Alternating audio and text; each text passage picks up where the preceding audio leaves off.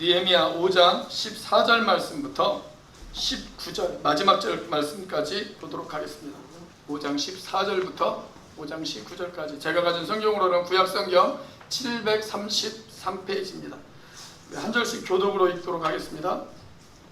또한 유다 땅 총독으로 세움을 받은 때 곧 아닥사스다 왕 제20년부터 제32년까지 12년 동안은 나와 내 형제들이 총독의 녹을 먹지 아니하였느니라. 나보다 먼저 있었던 총독들은 백성에게서 양식과 포도주와 또 은 40세겔을 그들에게 빼앗았고 또한 그들의 종자들도 백성을 압제하였으나 나는 동의함으로 이같이 하지 아니하고 도리어 이 성벽 공사에 힘을 다하며 땅을 사지 아니하였고 내 모든 종자들도 모여서 일을 하였으며 또 내 사면은 유다 사람들과 민장들 150명이고 그 외에도 주위에는 이방 족속에서 우리에게 나온 자들이 있었는데 매일 나를 위하여 소 한 마리와 살찐 양 6마리를 준비하며 닭도 많이 준비하고 열흘에 한 번씩은 각종 포도주를 갖추었나니 비록 이같이 하였을지라도 내가 총독의 녹을 요구하지 아니하였으면 이 백성의 부역이 중함이었더라. 내 하나님이여 내가 소리하여 모든 일을 기억하사 내게 은혜를 주시옵소서. 아멘. 지난 3월달과 4월달에 우리나라 코로나 방역에 대한 외국 사람들의 평가를 제가 한번 인터넷에서 찾아보았습니다. 주로 이런 내용이었습니다. 한국이야말로 능력 있고 거짓말하지 않는 유일한 나라. 어떻게 해야 미국이 한국의 수준에 도달할 수 있을까요? 미국이랑 한국이랑 비교하면 미국은 준비도 안 되어 있고 심각성도 모르는 것 같아. 한국 진짜 대박이네. 거의 대부분 이런 칭찬 일색이었어요. 정부와 방역 당국의 수고와 노력으로 국민들은 조금씩 안정을 찾아갔고 우리나라가 진짜 선진국이다 라고 하는 자부심을 국민들이 갖기 시작을 했고 그리고 K방역이라고 하는 신조어까지 생겨났습니다. 지난 세월을 우리가 뒤돌아보면 소위 선진국이라고 불리워지는 나라들, 그런 나라들로부터 우리나라가 언제 이렇게 부러움의 대상이 되어져 본 적이 있는가 라는 것을 느낄 정도로 참 훌륭하게 일처리를 잘했습니다. 그랬던 우리가 이제 다시 위기에 직면했습니다. 도대체 왜 이렇게 되었을까요? 잠깐 잘 나간다고 생각했던 우리가 다시 이렇게 어려워진 그 원인이 과연 어디에 있을까요? 물론 여러 가지 원인이 있을 겁니다. 일부 소수의 사람들이 정부의 방역 지침을 무시한 그런 일들도 있겠지만 저는 가장 큰 원인 중에 하나가 뭐냐면 우리들 마음 가운데 우리가 방심했다 라고 하는 생각이 듭니다. 우리가 방심해서 그 성공을 우리가 제대로 관리하지 못했다 라는 그 원인이 가장 큰 원인이 아닌가 그렇게 생각이 되어집니다. 잠깐의 성공이 있었지만 그 성공을 제대로 관리하지 못했어요. 그런 의미에서 보면 성공은 하기도 어렵지만 그 성공을 제대로 관리하는 것은 훨씬 더 어려운 일이다 라는 것을 우리가 배울 수가 있습니다. 여러분, 세상이 이야기하는 성공은 성경에서 이야기하는 성공과 분명히 다릅니다. 그럼에도 불구하고 성공을 원하지 않는 사람은 아무도 없습니다. 저도 그렇고 여러분도 그렇고 우리는 우리 자신이 성공하기를 원합니다. 또 우리의 자녀들이 성공하기를 원합니다. 아마도 세상에서 살고 있는 우리는 성공이라고 하는 의미가 이런 의미 아니겠어요? 직장 생활을 하는 사람들은 직장에서 승진을 한다거나 아니면 사업을 하는 사람들은 사업이 잘 돼서 돈을 많이 번다거나 아니면 여기 있는 공부를 하는 우리 학생들은 자기가 열심히 공부해서 자기가 원하는 학교, 자기가 원하는 직업, 직장에 취직한다거나 그런 일이 있을 때 우리는 야, 저 사람 성공했어 라고 그렇게 이야기를 합니다. 자, 그런 의미에서 본다면 오늘 본문에 등장하는 느헤미야는 이제 성공의 정점에 도달한 그런 사람이라고 우리가 이야기할 수가 있습니다.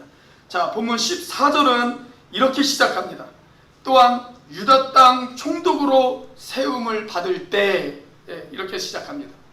우리가 잘 아시는 것처럼 느헤미야는 본래 페르시아의 장관이었습니다. 하지만 조국의 안타까운 현실을 바라보고 예루살렘으로 돌아와서 그가 성벽 쌓는 일을 시작을 합니다. 그런데 일을 잘했어요. 일을 잘해서 아닥사스다 왕에게 인정을 받았습니다. 그래서 유대 땅에 돌아와서 예루살렘 성벽을 쌓는 그 중간에 아닥사스 왕으로부터 유대 땅을 다스리는 총독으로 임명을 받습니다. 이제 그야말로 이 느헤미야는 유대 땅에서 공식적으로 가장 높은 자리, 가장 영향력 있는 자리, 소위 성공한 사람으로 이 느헤미야가 기록되어져 있는 것입니다. 자, 느헤미야가 총독의 자리에 얼마 동안 있었을까요? 무려 12년을 있었습니다. 12년. 여러분, 고위공직자가 한 자리에 12년 동안을 있는다는 것, 여러분 그거 쉬운 일 아니에요. 지금도 어렵지만 옛날은 훨씬 더 어려운 그런 일입니다. 자, 그런데 놀라운 것은 뭐냐면 우리가 앞으로 계속 살펴보겠지만 이 느헤미야는 그 12년 동안 나라를 안정시켰어요. 그리고 나라 가운데 영적인 부흥을 가져왔습니다. 자, 그래서 그런 의미에서 이 느헤미야는 성공을 잘 관리한 사람이었다라고 그렇게 이야기할 수가 있습니다. 자, 오늘 안타까운 현실을 살아가는 우리는 이 느헤미야를 통해서 성공을 어떻게 관리해야 되는지 그것을 배울 필요가 있어요. 왜냐하면 그것을 배워둬야 하나님께서 우리에게 축복을 주실 때 그 축복을 우리가 잘 관리할 수 있기 때문에 그렇습니다. 우리가 하나님께서 우리에게 축복을 주셨는데 그걸 관리하지 못한다면 그 축복이 무슨 의미가 있겠어요? 그렇기 때문에 느헤미야의 모습을 통해서 우리가 우리에게 주시는 축복, 우리에게 주시는 성공을 우리가 어떻게 관리해야 되는가, 하나님께서 저와 여러분과 우리의 가정과 우리의 사업터와 우리 교회 가운데 축복하실 때 우리는 어떤 자세로 그 성공을 맞이해야 되는가, 오늘 거기에 대해서 한번 살펴보도록 하겠습니다. 첫 번째, 성공은 책임을 다하라고 주신 사명입니다. 우리 따라서 해볼까요? 성공은 책임을 다하라고 주신 사명입니다. 자, 오늘 우리가 본문을 읽었는데 본문을 읽으면서 이 느헤미야라고 하는 사람이 어떤 사람인 것처럼 느껴지십니까? 저는 느헤미야를 연구하면 연구할수록 이 사람은 정말 책임감이 강한 사람이구나 라는 것이 느껴져요. 오늘 본문 말씀에 보면 이 느헤미야가 총독이 되어졌어요. 근데 총독이 되어졌는데 전혀 자만하는 흔적이 없어요. 교만하지도 않고 자만하지도 않았습니다. 오히려 본문을 읽어보면 느헤미야는 지금보다 더 긴장하면서 그리고 더 큰 책임감과 더 큰 사명감으로 자신의 일을 감당하는 것을 우리가 볼 수가 있습니다. 자, 우리가 어떤 자리에 오르면 권한부터 생각해요. 내가 무슨 일을 할 수 있는가? 내가 휘두를 수 있는 권한이 어디까지인가? 그것부터 생각할 때가 쉽습니다. 자, 그런데 이 느헤미야는 총독의 자리에 오르는 순간 무엇부터 생각했냐면 나는 이것은 하지 않겠다 라고 하는 그런 자기의 책임부터 결단하는 것을 우리가 볼 수가 있어요. 자, 본문 14절을 같이 한번 읽어보겠습니다. 시작. 또한 유다 땅 총독으로 세움을 받은 때 곧 아닥사스다 왕 제20년부터 제32년까지 12년 동안은 나와 내 형제들이 총독의 녹을 먹지 아니하였느니라. 자, 총독이 되면 당연히 총독의 봉급을 받는 것이 당연하지 않겠습니까? 자, 그런데 느헤미야는 뭐라고 이야기합니까? 내가 그것을 받지 않겠다. 그렇게 이야기합니다. 그것을 받지 않겠다. 나만 안 받는 것이 아니고 내 형제들도 그것을 받지 않겠다. 그렇게 이야기합니다. 자, 가끔 우리나라 국회의원 선거 때 보면 공약을 내걸잖아요. 이 사람들이. 그런 공약들을 제가 종종 봐요. 당선이 되면 세비를 받지 않겠습니다. 그렇게 공약을 내걸었는데 진짜로 세비를 안 받은 사람을 제가 한 번도 본 적이 없습니다. 다 세비를 다시 받더라고요. 그런데 이 느헤미야는 어떻게 했어요? 나는 그걸 받지 않겠다. 그 봉급을 받지 않겠다. 그렇게 이야기합니다. 자, 그리고 15절도 같이 한번 읽어보겠습니다. 시작.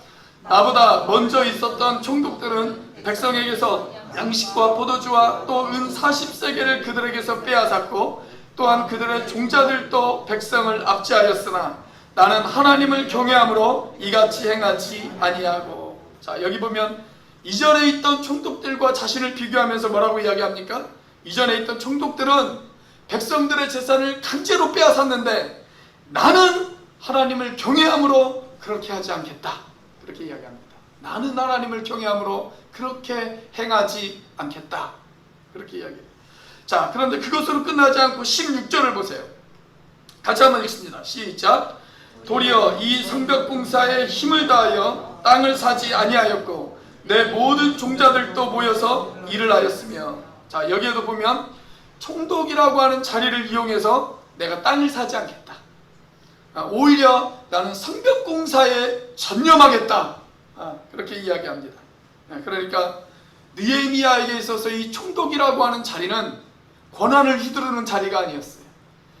그것을 이용해서 자기의 부귀영화를 누리는 그러한 자리가 아니었습니다. 어떤 자리였어요? 자기가 해야 할 일을 말없이 묵묵히 해나가는 그런 책임의 자리였다라고 그렇게 이야기할 수가 있습니다. 저는 우리나라의 비극 중 하나가 내가 높은 자리에 올라가는 것, 그것이 성공의 전부라고 생각하는 그 문화가 우리나라의 비극을 만들었다, 저는 그렇게 생각을 합니다. 그래서 우리는 그 어떤 높은 자리에 올라가면 화분 보내잖아요. 화분. 저는 그런 문화가 좀 바뀌었으면 좋겠어요. 그러니까 높은 자리에 올라가면 화분을 보내는 것이 아니라 그가 그 높은 자리에 올라가서 정말 멋진 일을 하나 했을 때, 국민들에게 정말 멋진 일을 했을 때 사람들이 축하하면서 화분을 보내는 그런 문화로 좀 바뀌면 어떨까, 그런 생각이 듭니다. 우리가 벼슬을 얻고 직분을 얻는 것, 여러분 그것은 결코 자랑할 것이 못 됩니다. 저희 선산이 전라북도 임실 오수에 있습니다. 오수. 오수의 견이라고 아주 유명한 이야기가 있죠. 주인을 살리고 대신 죽은 개의 이야기. 그 동상이 새겨진 곳이 저희 선산이 있는 곳이에요. 근데 거기에 가보면 한씨들이 모여 사는 집성촌이 있습니다. 집성촌. 그런데 제가 추석 때나 이런 때 가끔 방문을 해보면 그분들이 항상 저에게 뭐라고 이야기하냐면 이렇게 이야기해요. 우리 조상 중에 왕비가 있었어. 우리 조상 중에 누가 무슨 관직에 올라갔어. 그런 이야기를 해요. 근데 여러분 그 자리에 올라간 거, 여러분 그게 무슨 자랑이 되어질 수가 있어요. 그렇죠? 진정한 자랑은 뭐예요? 그 자리에 올라간 것이 아니라 그가 그 자리에서 무슨 일을 했느냐, 그게 더 중요한 것 아니겠습니까? 가끔 교회 직분을 가지고 감정이 상하시는 분들이 있습니다. 내가 교회 출석한 지 몇 년이 됐는데 왜 나에게는 직분을 줬네 안 줬네, 이런 거 가지고 감정이 상하시는 분들도 있고요. 또 어떤 분들은 받은 직분을 벼슬처럼 생각해서 권한을 휘두르시는 분들도 있습니다. 그것은 직분을 계급으로 생각해서 그래요. 제가 늘 강조하지만 직분은 절대 계급이 아닙니다. 내가 무슨 직분을 받았느냐, 그것은 중요한 것이 아니에요. 내가 그 직분에 합당한 역할을 하고 있느냐, 그것이 훨씬 더 중요한 일입니다. 그냥 자리만 차지하고 있는 것, 여러분 그것은 아무런 의미도 없고 아무런 도움도 되어지지 않습니다. 자, 그렇다고 우리가 어떻게 높은 자리에 올라가는 것, 제가 그것을 반대하는 것은 아닙니다. 저는 여러분이, 그리고 무엇보다 여기 있는 우리 청년들과 우리 학생들이 하나님이 자기에게 주신 그 재능과 은사를 가지고 높은 자리에 올라가기를 축복합니다. 저는 여러분들이 높은 자리에 올라갔으면 좋겠어요. 그리고 우리들은 이왕이면 여러분들이 사는 동네에서 여러분들이 통장을 맡고 반장을 맡고 이장을 맡으셨으면 좋겠습니다. 저는 우리 그리스도인들이 그런 걸 맡아야 된다고 생각을 해요. 그리고 우리가 그 자리에서 우리가 최선을 다해서 빛과 소금의 역할을 감당한다면, 여러분 그것이 바로 하나님의 영광을 나타내는 그러한 일 아니겠습니까? 여러분 제발 교회에서만 열심히 하는 그리스도인이 되지 마십시오. 제발 교회보다는 교회 밖에서 열심히 하는 그리스도인이 되십시오. 여러분들의 가정에서, 여러분들의 직장에서, 여러분들이 속해 있는 사회 각계 각층에서 우리 그리스도인들이 맡은 바 그 책임을 다한다면 여러분, 그것이 바로 하나님 앞에 영광이 되어지는 일일 것입니다. 여러분, 성공을 위해서 기도하는 것, 그것은 잘못된 것이 아니에요. 성공을 위해서 기도할 수 있어야 합니다. 자, 그런데 우리가 성공을 위해서 기도한다면 그 기도하는 것만큼 우리에게 합당한 책임도 따른다는 것을 우리가 기억해야 합니다. 여러분, 우리가 서 있는 그 자리에서 합당한 책임을 다하는, 우리가 맡은 바 역할을 다하는 그런 저와 여러분들이 되시기를 주님의 이름으로 축원합니다. 자, 우리가 어떻게 성공을 관리해야 될까요? 두 번째, 성공은 더 많이 섬기라고 주신 기회입니다. 더 많이 섬기라고 주신 하나님의 기회다라고 이야기할 수가 있습니다. 자, 우리가 오늘 본문 말씀을 읽어보면 느헤미야의 머릿속을 차지하고 있었던 하나의 단어가 있어요. 느헤미야 머릿속에 꽉 차있는 단어. 낮에도 이 단어를 생각하고 밤에도 이 단어를 생각하고 앉으나 서나 이 단어를 생각하는 느헤미야의 모습을 볼 수 있습니다. 자, 그 단어가 뭘까요? 백성들이에요. 백성들. 자, 오늘 15절 말씀을 한번 보겠습니다. 자, 15절 말씀 다시 한번 읽어보겠습니다. 시작. 나보다 먼저 있었던 총독들은 백성에게서 양식과 포도주와 또 은 40세겔을 그들에게서 빼앗았고 또한 그들의 종자들도 백성을 납치하였으나 나는 하나님을 경외함으로 이같이 행하지 아니하고. 자, 15절 말씀이 이렇게 시작하죠. 나보다 먼저 있던 총독들은 백성에게서, 자, 여기 백성이 등장해요. 백성이. 자, 그리고 중간점도 보면 또 뭐라고 이야기합니까? 그들의 종자들도 백성을 납치하였으나, 여기에 또 백성이 등장을 합니다. 자, 그러니까 느헤미야의 입에서 계속 등장하는 단어가 뭐냐면 백성이라고 하는 단어였어요. 백성. 자, 18절 말씀도 한번 보겠습니다. 18절의 마지막 부분을 보면 이렇게 기록되어 있어요. 내가 총독의 녹을 요구하지 아니하였으면 이 백성의 부역이 중함이었더라. 그렇게 이야기합니다. 자, 느헤미야가 총독의 자리에 있었기 때문에 총독의 봉급을 받는 것, 그것은 당연한 일이었습니다. 그런데 그 총독의 봉급을 받지 않은 이유, 그 받지 않은 이유를 뭐라고 이야기해요? 백성의 부역이 중하였기 때문이다 라고 그렇게 이야기하고 있습니다. 그러니까 느헤미야의 모든 관심은 어디에 맞추어져 있었냐면 백성들에게 맞추어져 있었어요. 자, 19절 말씀에도 보면 이렇게 기록되어져 있어요. 자, 19절 말씀 같이 한번 읽어보겠습니다. 시작. 내 하나님이여, 내가 이 백성을 위하여 행한 모든 일을 기억하사 내가의 은혜를 베푸시옵소서. 자, 느헤미야는 하나님, 제가 이 일을 한 것이 저의 유익을 위해서 아닙니다. 제가 이 일을 한 것은 제 백성들을 위해서 한 것입니다. 그러니 하나님, 저에게 은혜를 베풀어 주옵소서. 그렇게 기도하는 것을 볼 수가 있습니다. 자, 자기의 이름을 위해서 일하지 않았어요. 자기의 부귀영화를 위해서 일하지 않았습니다. 느헤미야의 머릿속에는 늘 백성이 있었습니다. 백성. 자, 느헤미야가 유대를 다스리는 총독이잖아요. 그러다 보니까 이 느헤미야를 찾아오는 사람들이 얼마나 많이 있었겠어요. 그리고 그 밑에서 일하는 공무원들은 또 얼마나 많이 있었겠습니까?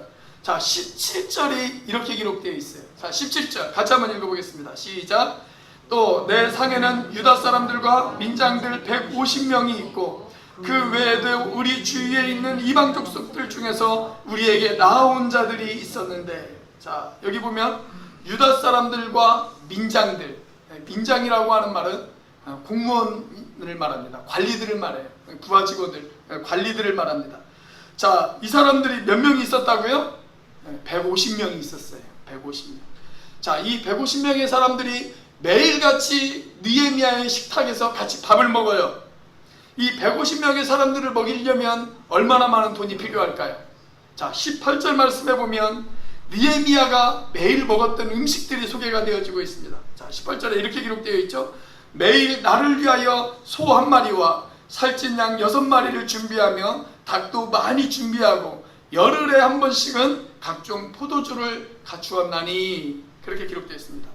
자, 여러분, 이 정도면 하루 식사비로 얼마나 들어갔을까요? 아마 몇백만 원은 들어갔을 겁니다. 그죠? 몇백만 원은 들어갔을 거예요. 자, 그런데 그래도 나는 총독의 봉급을 받지 않았다 라는 거예요. 나는 그래도 총독의 봉급을 받지 않았다. 하루에 몇백만 원씩 식사비가 들어감에도 불구하고 나는 총독의 봉급을 받지 않았다. 왜냐하면 지금 백성들이 너무나도 힘들고 너무나도 고된 삶을 살고 있기 때문이다. 그래서 나는 총독의 봉급을 받지 않았다. 그렇게 이야기하고 있어요. 여러분, 느헤미야에게 있어서 이 총독이라고 하는 자리는 자기의 권세를 부리는 자리가 아니었어요. 철저하게 백성들을 섬기는 자리였어요. 백성을 섬기는 자리. 그래서 총독이 되면서 그가 결심한 것, 나는 백성을 착취하는 사람이 되어지지 않겠습니다. 하나님이 나를 총독으로 부르신 이유, 그것은 하나님께서 주신 이 백성들, 하나님의 소중한 백성들, 이 백성들을 섬기라고 하나님께서 저를 부르신 것입니다. 이런 결단과 사명감이 느헤미야에게 있었던 것입니다. 그리고 이런 결심이 가능했던 이유, 그것이 15절에 소개가 되어지고 있어요. 자, 15절 마지막 부분에서 이렇게 느헤미야가 고백하고 있지 않습니까? 나는 하나님을 경외함으로 이같이 행하지 아니하고, 즉 느헤미야는 하나님을 경외했어요. 하나님을 향한 두려움이 있었어요.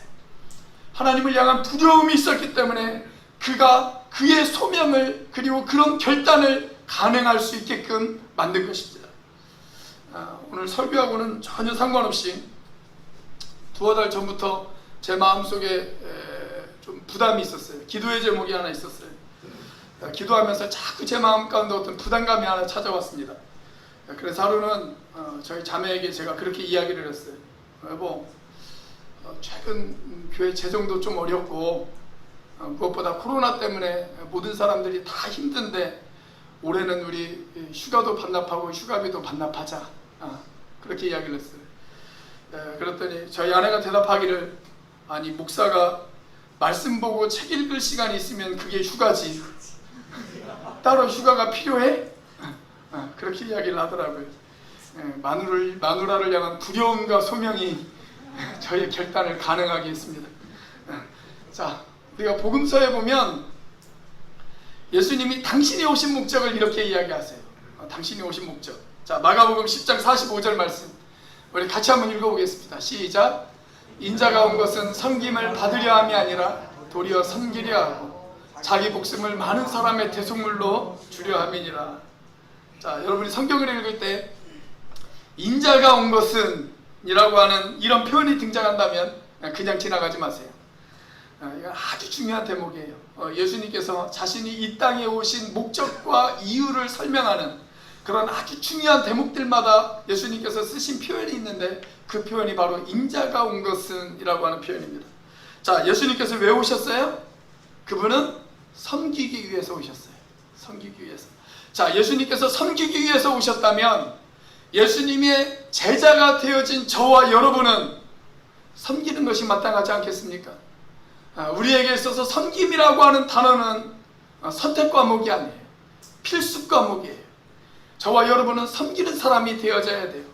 자, 이제 막 예수를 믿기 시작하신 분들, 그분들은 섬김을 받으셔도 괜찮습니다. 자, 그런데 내가 예수 믿은 지 꽤 됐고 그리고 교회에서 내가 직분까지 받았다. 그러면 그 사람은 섬김을 받는 사람이 아니라 섬기는 사람이 되어야 합니다. 섬기는 사람. 그 섬김이 어디에서 출발하는지 아십니까? 자기 포기에서 시작되어집니다. 자기 포기. 여기 예수님이 뭐라고 이야기를 하셨어요? 자기 목숨을 많은 사람의 대속물로 주려 함이니라. 우리 예수님께서는 당신의 목숨까지도 포기하셨어요. 그런 포기가 있었기 때문에 하나님이신 그분이 사람인 우리들을 섬기실 수가 있었습니다. 사랑하는 여러분, 자기를 포기하지 않으면 절대로 섬김의 사람이 되어질 수가 없어요. 내가 누군데? 내가 너희들에게 어떻게 했는데? 그래, 나 없이 얼마나 잘 되나 두고 보자. 이렇게 가슴속에 아직도 나가 살아있는 사람, 여러분, 이런 사람은 절대 섬김의 사람이 되어질 수가 없어요. 우리가 섬기는 사람을 가리켜서 뭐라고 이야기하냐면 종이라고 이야기하죠. 종. 우리는 다 하나님의 종이죠. 목사만 하나님의 종이 아니에요. 여러분들도 다 하나님의 종이에요. 예수 그리스도를 믿고 그분의 제자가 되어지기로 결심한 모든 사람들은 하나님의 종입니다. 우리가 그것을 이미 느헤미야 2장 맨 마지막 절에서도 확인을 했어요. 자, 그런데 이 종에게 있어서 가장 중요한 자세가 하나 있습니다. 종이 반드시 가져야 될 자세, 뭘까요? 자기 포기예요. 자기 포기. 종이 자기를 포기하지 않으면 주인이 주신 그 미션을 완수할 수가 없습니다. 론센이라고 하는 분이 계세요. 론센이. 이분에게 어느 날 제자 훈련을 받은 아주 젊은 청년 하나가 찾아왔습니다. 이 청년이 이분에게 이렇게 물었어요. 선생님, 제가 이제 제자 훈련 과목을 완수했습니다. 이제 내가 예수 그리스도의 제자가 되어졌다는 것을 제가 어떻게 알 수가 있습니까? 그렇게 물어봤어요. 내가 예수님의 제자가 되었다는 걸 어떻게 알 수 있습니까? 자, 그때 론센이가 이렇게 이야기했습니다. 지금은 모르네. 지금은 자네가 예수 그리스도의 제자가 되어졌는지 안 되어져 있는지 나도 모르고 자네도 모르네. 그러나 자네가 사람들에게 종 취급을 당할 때 자네가 어떤 반응을 보이는지를 보면 그때 알 수가 있다네. 네가 나를 무시해? 라고 생각을 하고 화를 낸다면 자네는 아직 예수 그리스도의 종이 되어지지 못한 것이네. 그런데 남들이 자네를 종 취급하고 부려먹을 때, 그리고 자존심 상하고 무시당하는 그런 느낌을 받을 때, 그래, 나를 밟아라, 내가 기꺼이 밟혀주마 라고 각오한다면 자네는 그때 예수 그리스도의 제자가 되어진 것일세. 그렇게 이야기했습니다. 우리가 하나님의 종이라고 말하기는 쉬워요. 내가 하나님의 종이야 라고 내가 내 입으로 그렇게 이야기하기는 쉽습니다. 그런데 내가 종처럼 부려질 때 내가 정말 종처럼 살 수 있느냐? 여러분, 그게 종의 자세입니다. 여러분, 종은 주인의 명령을 지키기 위해서 모든 것을 포기하는 것이 종입니다. 자기의 시간도 포기하고, 자기의 자존심도 포기하고, 자기의 생각도 포기하고, 심지어 자기의 목숨까지도 포기할 수 있는 사람, 여러분, 그 사람이 종이 되어질 수 있어요. 여러분, 느헤미야가 바로 그런 사람이었습니다. 종이 되기 위해, 섬기기 위해 자신의 모든 것을 포기할 줄 알았던 사람, 그게 바로 느헤미야였습니다. 사랑하는 여러분, 저와 여러분이 감히 예수님과 같은 섬김의 사람은 되어질 수 없을지 몰라요. 그러나 우리가 느헤미야와 같은 섬김의 사람은 되어질 수 있지 않겠습니까? 저는 우리 주님이 찾으시는 한 사람, 그리고 이 시대가 요구하는 그 사람이 바로 이 느헤미야와 같은 사람이라고 생각합니다. 저와 여러분도 그런 섬김의 사람이 되어질 수 있기를 주의 이름으로 축원합니다. 자, 우리가 어떻게 이 성공을 관리할 수 있을까요? 세 번째로, 성공은 주님 앞에 설 때까지 최선을 다하라고 하는 권면입니다. 주님 앞에 설 때까지 최선을 다하라고 하는 권면입니다. 자, 오늘 본문 16절 다시 한번 읽어보겠습니다. 시작. 도리어 이 성벽 공사에 힘을 다하며 땅을 사지 아니하였고 내 모든 종자들도 모여서 일을 하였으며. 자, 여기 느헤미야가 그가 가진 특권을 포기하고 도리어 어떻게 행동했어요? 성벽을 쌓는 일에 힘을 다했다. 이렇게 이야기합니다. 성벽을 쌓는 일에 힘을 다했다. 다른 말로 말하면 최선을 다했다. 그 이야기입니다. 최선을 다했다. 자, 그런데 그것으로 끝나지 않고 그 다음에 아주 재미있는 재미있는 문장을 하나 더 덧붙여 놓았어요. 자, 여기 뭐라고 기록되어 있냐면 땅을 사지 아니하였고, 그렇게 기록되어 있습니다. 땅을 사지 아니하였고. 요즘 부동산 문제로 나라가 좀 시끄럽잖아요. 전셋값이 오르네 내리네, 집을 파네 안 파네, 부동산 가격을 뭐 어떻게 한다네 어쩐다네, 뭐 그런 일로 나라가 시끌시끌하지 않습니까? 이 느헤미야는 자기가 고위 공무원이 되었으면서도 나는 땅 투기를 하지 않겠다. 지금 그렇게 선언을 하고 있는 거예요. 저는 이 나라의 고위 관리와 정치인들이 다른 곳에서 정치를 배우지 말고 성경에서 좀 정치를 배웠으면 좋겠어요. 특별히 이 느헤미야에게 정치를 배우면 얼마나 좋을까, 저는 그런 생각을 합니다. 자, 느헤미야는 자기 개인의 부귀와 영화를 위해서 떡고물을 챙기는 그런 일을 하지 않았습니다. 자, 그뿐만 아니라 또 뭐라고 기록되어 있습니까? 나의 모든 종자도 모여서 일을 했다. 그렇게 기록되어 있습니다. 여러분, 종자가 뭐예요? 종자는 밑에서 일하는 부하 직원들을 가리켜서 옛날엔 그렇게 불렀어요. 자, 여러분 한번 생각을 해보세요. 총독이 부동산 투기를 하지 않고 열심히 성벽 쌓는 일에 매진을 하고 있습니다. 그런데 그 밑에서 일하는 부하 직원들이 또 꿈을 챙길 수 있겠어요? 그렇게 할 수 없어요. 그렇게 할 수 없습니다. 여러분, 느헤미야인들 노후복지에 관심이 없었겠습니까? 느헤미야인들 자기의 인생을 편안하게 살고 싶고, 그리고 즐기면서 세상을 살고 싶은 그런 마음이 없었겠어요? 느헤미야도 그런 마음이 있었을 거예요. 그러나 그런 생각이 들 때마다 이 느헤미야를 지배하고 있었던 한 가지, 그것은 뭐냐면 하나님이 나에게 이 일을 맡기셨다, 하나님께서 나에게 이 일을 주셨다 라고 하는 그의 소명입니다. 내가 이 자리에 있는 것, 그것은 하나님의 일을 하라고 하나님이 세워주신 것이다. 그러면 그 일만 하면 되는 거예요. 그 일만, 다른 일 필요 없어요. 그 일만 하면 되는 겁니다. 제가 느헤미야 3장을 설교하면서도 여러분에게 말씀을 드렸지만, 직업은 소명입니다. 모든 직업은 다 소명이에요. 특별히 그 직업이 죄를 짓는 직업이 아니라면, 성경적으로 성경의 가르침에 어긋나는 직업이 아니라면, 모든 직업은 하나님이 주신 소명입니다. 하나님이 나에게 이 일을 맡기셨다. 여러분들이 그렇게 생각하시기를 주의 이름으로 축원합니다. 그리고 그 소명 앞에 응답하시는 여러분들이 되시기를 바랍니다. 목사님, 그러면 우리는 어떻게 살아요? 우리의 생계는 어떻게 하라고요? 여러분, 내가 하나님이 주시는 그 소명 앞에 최선을 다해 응답하면 나머지는 하나님이 책임져 주실 것이다. 느헤미야는 그것을 믿었어요. 그런 믿음이 있었다는 분명한 증거가 있습니다. 자, 19절 말씀입니다. 마지막 절 19절 같이 한번 읽어보겠습니다. 시작. 내 하나님이여, 내가 이 백성을 위하여 행한 모든 일을 기억하사 내게 은혜를 베푸시옵소서. 하나님, 제가 백성들을 위해서 이렇게 최선을 다했습니다. 그러니 이제 나머지 제 인생은 주님이 은혜를 베푸시옵소서. 그렇게 이야기하잖아요. 나머지 인생은 주님이 책임져 주옵소서. 하나님, 제가 최선을 다했고 제 인생의 나머지는 하나님이 책임져 주세요. 그렇게 기도하는 이 느헤미야의 모습을 볼 수 있지 않습니까? 여러분, 우리 신앙의 선배들이 그렇게 살았습니다. 바울도 그렇게 살았습니다. 바울의 유명한 고백, 그가 일생을 마무리 지으면서 마지막 유언과도 같았던 그의 고백과 그의 기도, 여러분 기억하십니까? 디모데후서 4장 7절에 있는 말씀. 자, 같이 한번 읽어보겠습니다. 시작. 나는 선한 싸움을 싸우고 나의 달려갈 길을 마치고 믿음을 지켰으니. 자, 하나님, 제가 선한 싸움을 싸웠습니다. 달려갈 길을 마쳤습니다. 제가 제 믿음을 지켰습니다. 이걸 다른 말로 말하면 무슨 말이에요? 하나님, 저 최선을 다했습니다. 그 말이에요. 하나님, 저 최선을 다했습니다. 자, 그리고 그 다음 구절 8절 같이 한번 읽어보겠습니다. 시작. 이제부로는 나를 위하여 의의 면류관이 예비되었으므로 주 곧 의로우신 재판장이 그날에 내게 주실 것이며 내게만 아니라 주의 나타나심을 사모하는 모든 자에게도니라. 자, 여기 이제후로는 이라는 단어가 등장해요. 이제후로는. 하나님, 제가 최선을 다했습니다.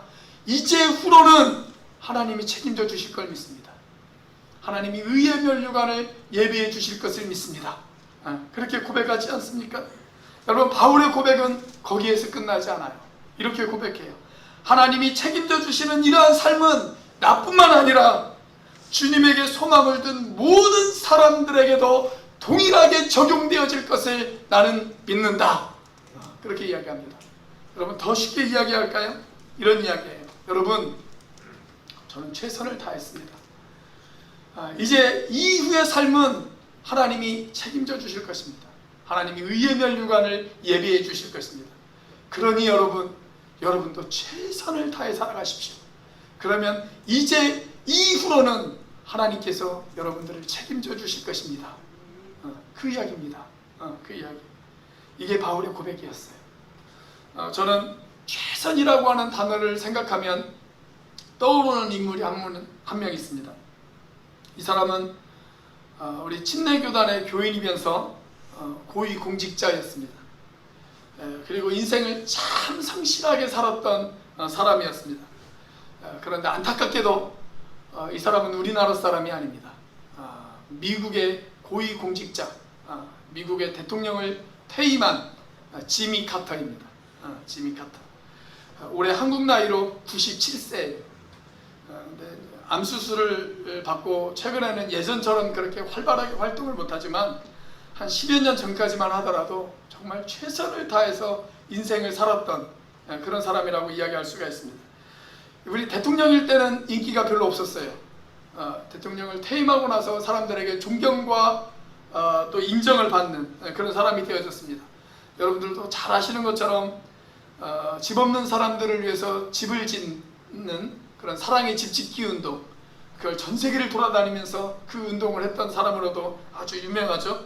한 20년쯤 전에는 거의 한 80세에 가까운 나이가 되어졌음에도 불구하고 우리 한국에 한 달에 한 번씩 자기 아내하고 찾아와서 그 땡볕에 만취질하면서 열심히 일하고 있는 그 모습이 TV에 몇 번 보인 적도 있습니다.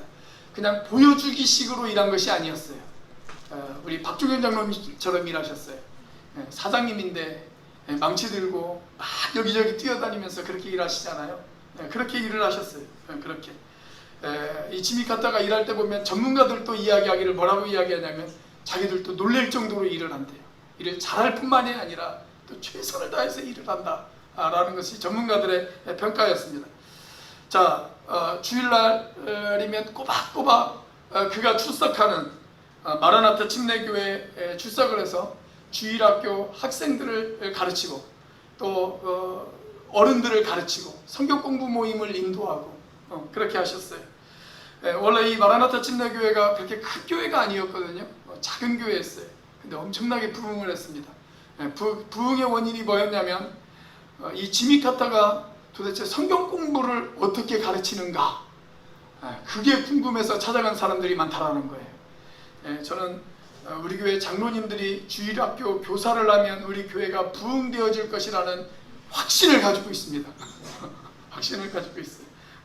자, 그리고 한 달에 한 번 교회 청소당번이 돌아오면 빠지지 않고 꼭 가서 교회 청소를 하고 교회 잔디를 깎고 그렇게 사셨어요. 자, 그리고 세계 여러 나라에서 분쟁이 있고 싸움이 있으면 사람들이 이 지미 카터를 부릅니다. 왜냐하면 여러 가지 싸움과 분쟁을 중간에서 잘 조정하고 또 화해시켜주는 일로 사람들에게 인정을 받았기 때문에 그렇습니다. 그런데 이렇게 최선을 다해 살았던 이 지미 카터의 인생 좌우명이 하나 있었는데 그 좌우명이 뭔지 아세요? 이거였어요. 왜 최선을 다하지 못했는가? 왜 최선을 다하지 못했는가? Why not the best? 왜 최선을 다하지 못했는가? 그게 인생의 좌우명이었습니다. 그런데 그런 인생의 좌우명을 갖게 된 배경이 있어요. 이 지미 카터가 해군사관학교를 졸업했거든요. 해군사관학교를 졸업하고 장교로 임관되기 바로 직전에 해군 대장, 해군 제독하고 인터뷰를 하는 시간을 가졌습니다. 자, 그런데 이 대장이 여러 가지 질문을 던졌어요. 그리고 그 질문들이 또 답변들이 오고 갔습니다. 그때 해군 대장이 이 지미 카터에게 이렇게 질문을 던졌다고 그래요. 자네 해군사관학교 다닐 때 자네 성적은 어떠했는가? 라고 물어봤어요. 자네 성적은 어떠했는가? 그러자 지미 카터가 자기 성적을 보고했습니다. 못한 건 아니었어요. 꽤 잘했어요. 그래서 이 해군 대장이 그 정도면 잘했군 이라고 하는 칭찬을 들을 줄 알았대요. 그런데 해군 대장이 뭐라고 이야기를 하냐면 이렇게 이야기를 하는 거예요. 자네 그것이 최선을 다한 결과인가? 그렇게 물었어요. 그것이 최선을 다한 결과인가? 그때 머리를 긁적이면서 이 지미 카터가 이야기하기를 글쎄요, 제가 노력을 했지만 최선을 다했다고 감히 말할 수는 없을 것 같습니다. 그렇게 이야기했어요. 자, 그래서 대장이 벌어 고통을 치면서 이렇게 이야기를 했다고 합니다. 왜 최선을 다하지 못했는가? 왜 최선을 다하지 못했는가? 그때 그 대장의 음성이 이 지미 카터에게는 주님의 음성처럼 들렸대요. 사랑하는 여러분, 저와 여러분이 일생을 다 마치고 어느 날 주님 앞에 서게 되어졌을 때 우리의 주인이시며 심판자이신 우리 주님이 이와 비슷한 질문을 저와 여러분들에게 하지 않겠습니까? 사랑하는 아들아, 사랑하는 딸아, 네가 예수 그리스도를 믿겠다고 결심한 이후에, 네가 나의 제자가 되어지겠다고 결심한 이후에 너는 어떻게 세상을 살았니? 그때 우리는 주님 앞에 우리의 삶의 모습들을 숨김없이 이야기할 것입니다. 그 나라에 가면 하나님 앞에 숨길 수가 없어요. 모든 것이 다 드러나요. 포장할 수도 없고 꾸며낼 수도 없어요. 있는 그대로 우리가 살아왔던 모든 삶의 모습들을 하나님 앞에 솔직하게 보고하게 되어질 것입니다. 만약 그 자리에서 우리 주님이 저와 여러분들을 향해서 이게 너의 최선이었니? 너 정말 최선을 다했니? 라고 물으신다면 여러분 어떻게 대답하시겠어요? 아마 우리가 머리를 극적이면서 우리도 이렇게 대답을 할 수밖에 없을 것입니다. 하나님, 부끄럽지만 제가 최선을 다했다고 말할 수는 없을 것 같네요. 그러면 우리 주님이 저와 여러분들에게 물으실 것입니다. 너 왜 최선을 다하지 못했니? 왜 최선을 다하지 못했니? 여러분 그렇게 물으실 때 여러분 어떻게 하시겠어요? 제가 설교 준비를 하면서 저도 한번 생각해 보았어요. 주님이 그렇게 부르신다면 나는 어떻게 대답을 할까? 하나님, 제가 최선을 다했습니다 라고 저도 감히 주님 앞에 이야기할 수 없을 것 같아요. 그런데 이렇게라도 이야기할 수 있으면 좋겠어요. 이렇게라도, 주님, 제가 최선을 다하려고 노력했던 것만큼은 사실입니다. 하나님, 부족하지만, 하나님이 보시기에 형편없지만 하나님 그래도 최선을 다하려고 노력을 했습니다. 여러분 이렇게라도 말할 수 있다면 저와 여러분들의 인생이 성공한 인생이 아닐까요? 바로 그런 성공을 사모하는 저와 여러분들의 삶이 되시기를 주의 이름으로 축원합니다. 기도하시겠습니다.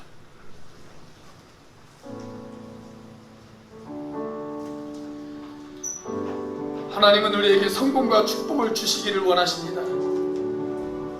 문제는 우리가 그것을 지킬 수 있는 준비가 되어 있느냐 하는 것입니다.